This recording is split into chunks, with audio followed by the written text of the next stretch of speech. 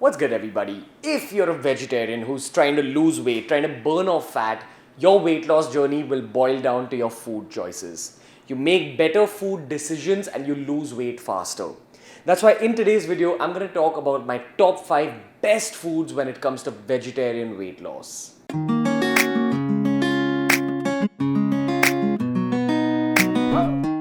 Now, before we get to the actual foods, there's 2 golden rules you need to understand as a vegetarian living in India. If you want to lose weight, cut off sugar completely. Sugar is your biggest enemy in your fat loss journey. And the second rule you've got to understand is that the more lean muscle mass you put on, the faster your weight loss journey will get. Whether you're a girl or a guy, if your goal is fat loss, your job has to be to put on some amount of lean muscle. The more lean muscle you put on, the better your metabolism gets, and the better your metabolism gets, the faster you end up losing weight. So your job is to select those food items which will help you put on some amount of lean muscle mass. Starting with food item number 1, paneer. The best vegetarian source of protein in the world. Now there's 2 kinds of proteins, plant proteins and animal proteins. Animal proteins are complete proteins, and complete proteins are what are required to put on lean muscle mass very fast as a human being. And the best source of vegetarian animal protein is paneer. Now keep in mind, when I say paneer, I mean skimmed milk paneer. The macros or the nutrition of a paneer depends heavily on the kind of milk you've used to make it. A lot of people might argue that paneer is high fat, but it's only high fat if you use full fat milk, that's whole milk. If you do use whole milk to make paneer, you'll have 23 grams of fat and 23 grams of protein in that 100 gram slab of paneer.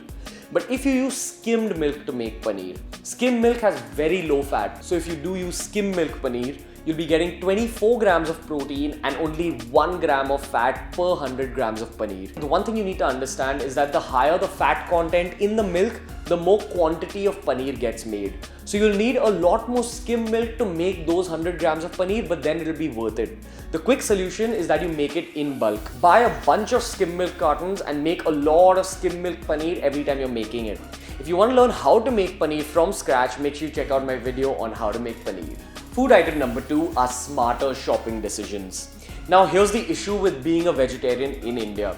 A lot of companies will actually fool you into believing that their products are healthy, but actually when you read the nutrition and if you understand the nutrition about carbohydrates and trans fats, you'll realize a lot of these health products aren't actually that healthy. Now, as a fitness blogger, I get approached all the time by these companies that are trying to sell you false products.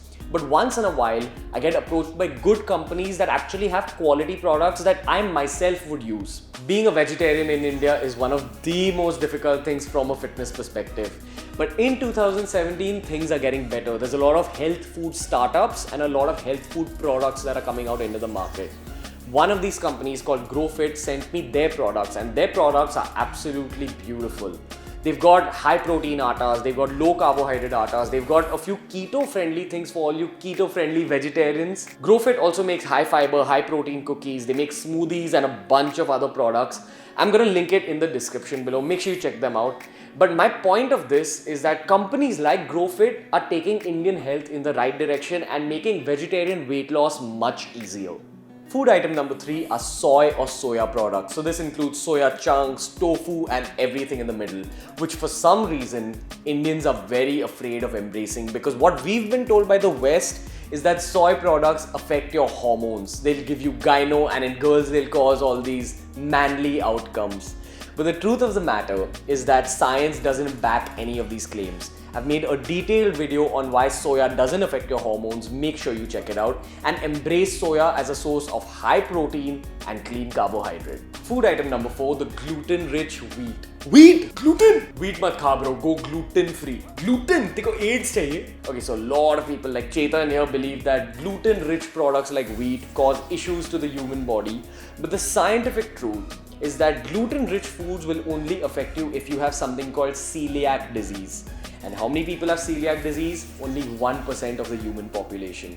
And if you just take the Indian population, that number is even lesser.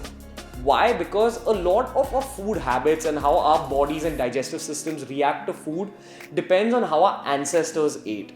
And our ancestors, since forever, had a lot of wheat-rich products. Whether you're from North India or from South India, wheat was a part of the Indian diet at some point in a million-year past. Wheat products like wheat flour for rotis or even rava, which is used to make upma, is a very healthy carb source and it's high in protein.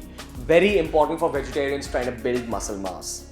One roti has about 20 grams of carbohydrates, but it's got 4 grams of protein, which isn't less for a vegetarian source of protein. The fifth food item we're talking about are mixed dals. Keyword mixed.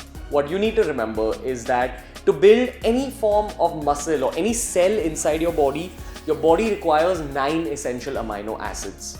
Now, here's the thing. As I said earlier, animal proteins are complete proteins. They have all those 9 essential amino acids. Plant proteins like dals are usually not complete. They don't have all 9 essential amino acids. Different plant proteins have different proportions of those amino acids.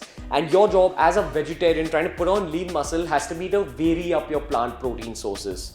Now, one way of doing this is that you change up the dal you're eating every single day. But a quicker, easier way of doing this is that when you're cooking dal, every time just mix a bunch of the dals and cook them. This one food hack can go a long way in helping you put on lean muscle in the most optimal way. Hey guys, so that was the video for today. If you liked it, make sure you give it a thumbs up.